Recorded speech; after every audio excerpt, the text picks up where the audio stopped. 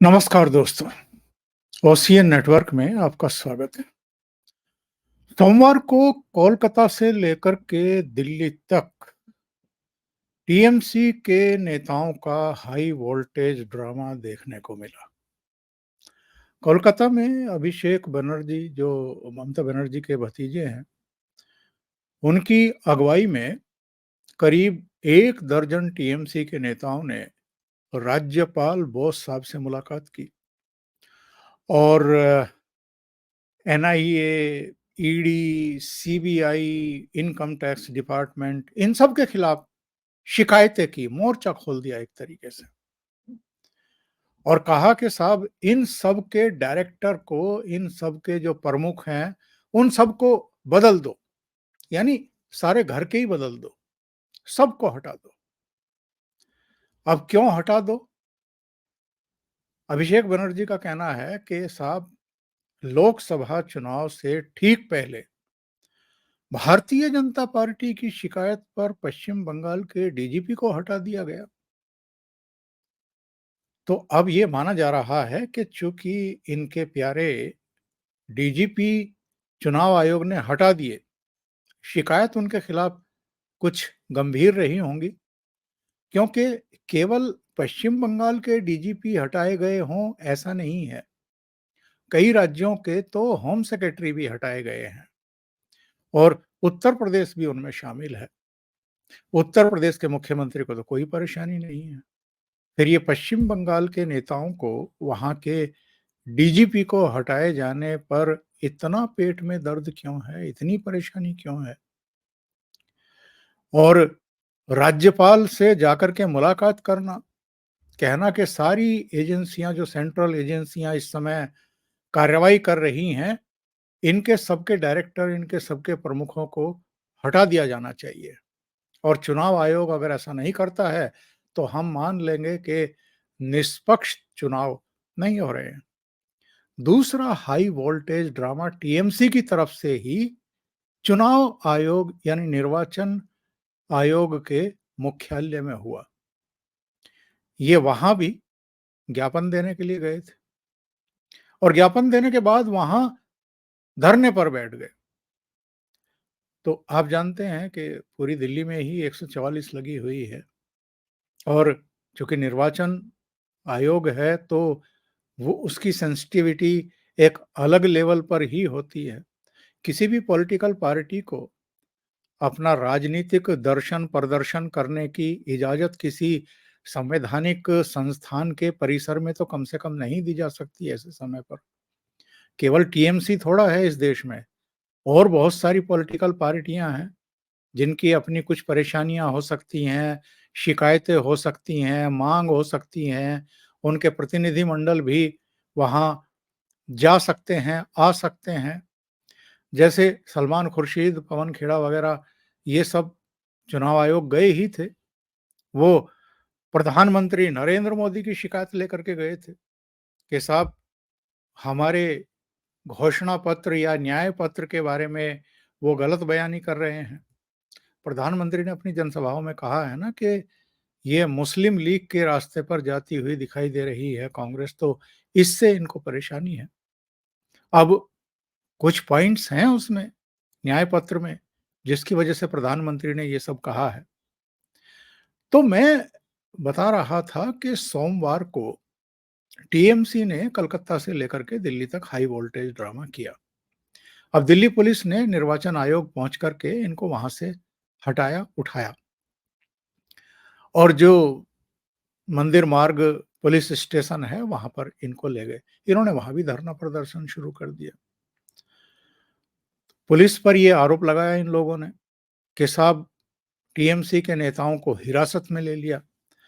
तो दिल्ली पुलिस ने कहा कि हमने किसी को हिरासत में नहीं लिया है, बस वहां से उनको हटाया है, उठाया है और ये खुद ही मंदिर मार्ग थाने में धरने प्रदर्शन पर बैठ गए।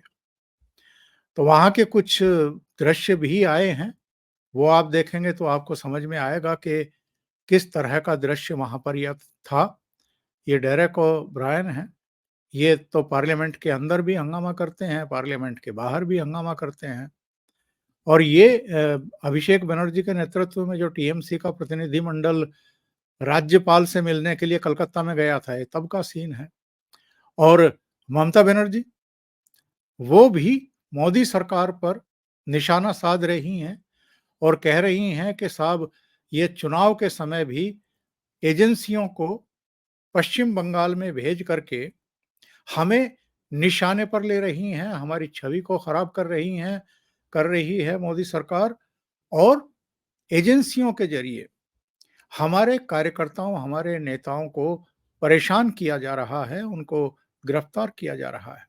कल तो ममता बनर्जी का एक बयान सुनकर के मुझे बड़ी हैरानगी हुई थी। उन्होंने कहा था कि हमारे बूथ एजेंट को, क्या हमारे सारे बूथ एजेंट को भारतीय जनता पार्टी गिरफ्तार करवा लेगी? मतलब जिस मनोव्रत जाना को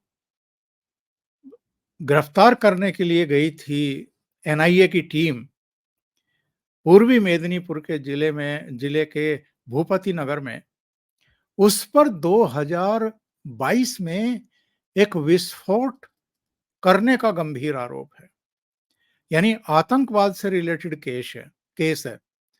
और उसको अगर टीएमसी ने बूथ एजेंट बना रखा है, तो फिर तो सवाल टीएमसी पर खड़े होंगे। पर उसकी गिरफ्तारी पर हंगामा, 150-200 महिलाओं को आगे करके एनआईए की टीम को रोकने की कोशिश करना, उनको बंधक बनाने की कोशिश करना, उनके व्हीकल्स पर पथराव करना, अफसरों के साथ धक्का मुक्की करना, उनका रास्ता रोक लेना। उन्होंने एफआईआर दर्ज करवाई, तो बदले में हुआ ये है कि वहां पर जो टीएमसी का नेता गिरफ्तार हुआ है, मनोव्रत जाना, उसकी जो पत्नी है मोनी जाना, उसकी तरफ से एनआईए के अफसरों पर एफआईआर दर्ज करवा दी गई है। और इसमें धाराएं देखिए क्या-क्या लगाई गई हैं। आईपीसी की धारा 325, 34, 354, 354 बी, 427, 448, 509, ये सब सेंट्रल एजेंसी एनआईए, उसके अधिकारियों के खिलाफ ये एफआईआर दर्ज करवाई गई है पश्चिम बंगाल में। और जाहिर है, वहां पर ममता बनर्जी का शासन है, तो अब वहां की पुलिस स्टेशन में ही ये सब हुआ है। तो ये सब हो क्यों रहा है? हमें कुछ तथ्यों पर जरा दृष्टि दौड़ानी होगी। ये जो कलकत्ता से लेकर के दिल्ली तक टीएमसी के नेताओं ने हंगामा किया है, प्रदर्शन किए हैं, ज्ञापन सौंपे हैं, धरने प्रदर्शन किए हैं, इसके पीछे की बेचैनी और बौखलाहट की वजह एक्चुअल में क्या है? एक तो पश्चिम बंगाल के बारे में प्रशांत किशोर से लेकर के कुछ दूसरे जो सर्वेयर हैं, जो ओपिनियन पोल हुए हैं, उनमें जो खबरें दी गई हैं और जो कहा गया है, वो ममता बनर्जी की परेशानी को बढ़ाने वाला है। कहा यह जा रहा है कि इस बार भारतीय जनता पार्टी टीएमसी से बेहतर प्रदर्शन करने जा रही है लोकसभा चुनाव में। और भारतीय जनता पार्टी अगर बेहतर परफॉर्मेंस करने जा रही है, तो इसका मतलब ये है कि टीएमसी की जो 2019 में 22 सीटें आई थी और भारतीय जनता पार्टी की जो 18 सीटें आई थी, ये उलट सकती हैं। बल्कि एक ओपिनियन पोल में तो ये कहा गया है कि भारतीय जनता पार्टी को 30 से 32 सीटें मिल सकती हैं 42 में से।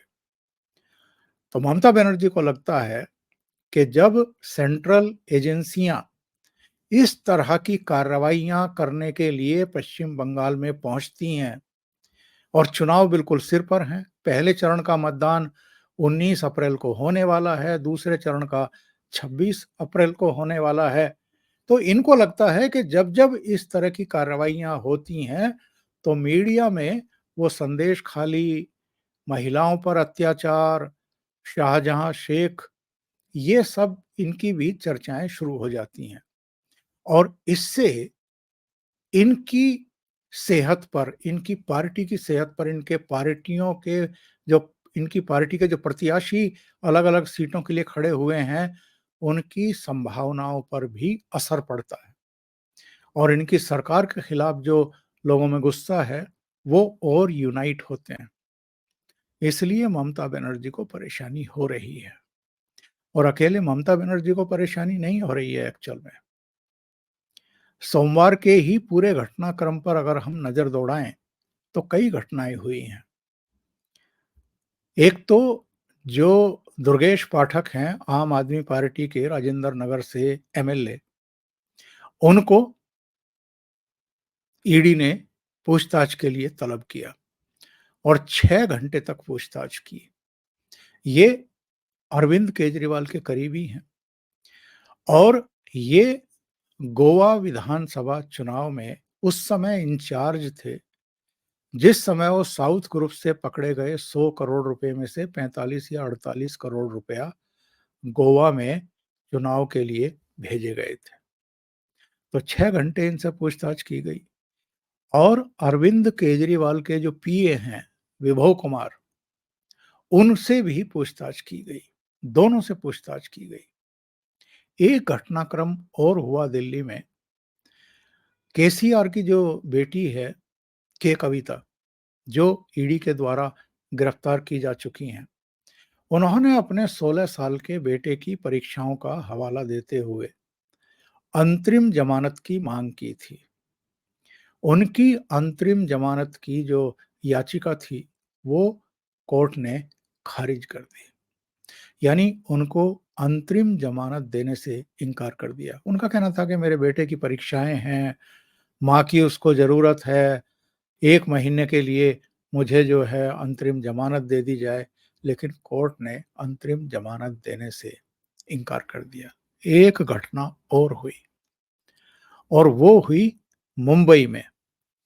मुंबई में जो उद्धव ठाकरे के नेतृत्व वाली शिवसेना के उत्तर-पश्चिम मुंबई के प्रत्याशी हैं, अमोल कीर्तिकर, उनको भी ईडी ने तलब किया था। उनसे भी पूछताछ हुई है और ये कोरोना काल का मामला है। संजय निरुपम का एक आरोप आपको ध्यान होगा, जो ये आरोप लगा रहे हैं पिछले कुछ दिनों से कि ये खिचड़ी चोर है और खिचड़ी चोर क्यों बता रहे हैं उनको? उनका कहना ये है कि साहब, कोरोना काल में खिचड़ी बनाने और डब्बों में लोगों तक पहुँचाने का इनको ठेका मिला था और उसमें 300 ग्राम खिचड़ी पहुँचानी थी। 100 ग्राम ही खिचड़ी पहुँचाई गई, 200 ग्राम खिचड़ी बीच में ये लोग खा गए। और अब तो प्रेस कॉन्फ्रेंस करके सोमवार को संजय निरुपम ने उस मामले में संजय राउत को, उद्धव ठाकरे को भी घसीट लिया है और उनका कहना ये है कि संजय राउत से भी पूछताछ होनी चाहिए। ये सब उलगपाड़ा जो है, ये संजय राउत का कराया हुआ था इसके ज़रिए। तो उस मामले में अमोल कीर्तिकर से भी ईडी ने सोमवार को ही पूछताछ की है। अब संकट क्या है इनका, जो विरोधी दल है, मोदी के विरोधी दल है। प्रधानमंत्री नरेंद्र मोदी की जो अलग-अलग सभाएँ हो रही हैं, उनमें आप उनके भाषण सुन रहे होंगे। वो साफ तौर पर कह रहे हैं कि हम भ्रष्टाचारियों को हटा रहे हैं और ये सारे भ्रष्टाचारियों को बचा रहे हैं। अब इनकी परेशानी ये है, इनका कहना ये है कि साहब, लोकसभा चुनाव बिल्कुल शुरू हो रहे हैं। पहले चरण का मतदान 19 अप्रैल को होने वाला है और मोदी सरकार की जो एजेंसियां हैं, चाहे एनआईए हो, सीबीआई हो, आईटी, इनकम टैक्स डिपार्टमेंट हो, सीबीआई, ईडी हो, सब फुल उसमें है, मूड में, और वो अपनी जो कार्रवाइयां हैं वो जारी रखे हुए हैं। तो इससे इनको परेशानी है। इनको लगता है कि लोकसभा चुनाव निपटने तक इन सबको अब अपने-अपने दफ्तरों में बंद हो जाना चाहिए, इनको कार्रवाई नहीं करनी चाहिए। अभी पिछले हफ्ते ही जब हाई कोर्ट में जिरह हो रही थी, इस बात को लेकर के अरविंद केजरीवाल की तरफ से चैलेंज किया गया था कि मेरी जो गिरफ्तारी है वो अवैध है और मुझे रिहा किया जाना चाहिए। तो हाई कोर्ट ने उसमें सुनवाई की थी। तो ईडी की तरफ से जो एएसजी हैं राजू, उन्होंने एक तर्क दिया था कि साहब अगर लोकसभा चुनाव हैं 2 दिन बाद और किसी का मर्डर हो जाता है, तो क्या मर्डर करने वाले को गिरफ्तार नहीं किया जाना चाहिए? क्योंकि वो चुनाव लड़ने या लड़वाने वाला है किसी को। अगर आप देश को लूट रहे हैं, तो क्यों ना आपके खिलाफ कड़ी कार्रवाई हो, मतलब आपकी गिरफ्तारी हो। आपको रियायत क्यों दी जानी चाहिए? इसलिए कि चुनाव हो रहे हैं। और आज जब हम बात कर रहे हैं इस मुद्दे को लेकर के, तो आज ही दोपहर में 2:30 बजे अरविंद केजरीवाल के मामले पर हाई कोर्ट से फैसला भी आने वाला है। सुनवाई पूरी हो गई थी, फैसला सुरक्षित रख लिया गया था कि अरविंद केजरीवाल ने जो आपत्ति की थी, याचिका दाखिल की थी, जो गिरफ्तारी को चुनौती दी थी, उस पर आज हाई कोर्ट अपना फैसला सुनाएगी। और जितने अब तक केस हुए हैं, शराब घोटाले से रिलेटेड ही अगर हम बात कर लें, तो किसी को भी रियायत नहीं मिली है, राहत नहीं मिली है। मनीष सिसोदिया गिरफ्तार किए गए, अभी तक जमानत नहीं मिली। संजय सिंह गिरफ्तार किए गए थे, 6 महीने बाद उनको जमानत मिली है, वो भी ईडी के ये कहने पर कि अब हमें इनकी ज़रूरत नहीं है, इनको जमानत पर छोड़ा जा सकता है। बाकी विजय नायर हैं, दूसरे शराब कारोबारी हैं, या उससे पहले मनी लॉन्ड्रिंग के केस में सत्येंद्र जैन हैं, किसी को जमानत नहीं मिली है। तो अरविंद केजरीवाल को भी ऐसे समय, जबकि जो उनके करीबी रहे हैं, उनसे अभी भी ईडी बुला करके पूछताछ कर रही है। भाई सोमवार को ही दुर्गेश पाठक से पूछताछ की गई है, उनके पीए से पूछताछ की गई है। ऐसे में अरविंद केजरीवाल को कैसे रिहा किया जा सकता है? कैसे जेल से छोड़ा जा सकता है? इसलिए 99.9% अरविंद केजरीवाल की याचिका भी खारिज होने वाली है।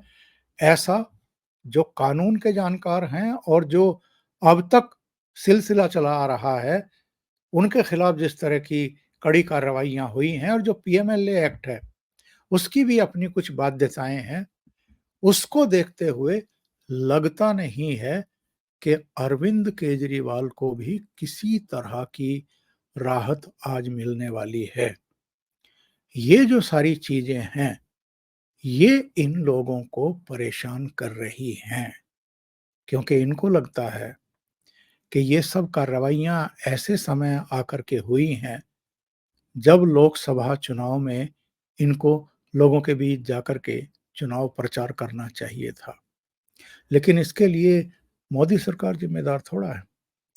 अगर आपने भ्रष्टाचार किए हैं, अगर आपने आतंकवाद की कोई कार्रवाई की है, मनी लॉन्ड्रिंग की कोई हरकतें की हैं, तो उसका नतीजा तो आपको भुगतना पड़ेगा। आपको इसलिए रियायत थोड़ा मिल सकती है कि लोकसभा चुनाव। अभी के लिए इतना ही। बहुत-बहुत धन्यवाद। अगर आपको ये चैनल और इसके कंटेंट पसंद आ रहे हैं, तो लाइक करें, कमेंट करें, वीडियो को शेयर भी करें।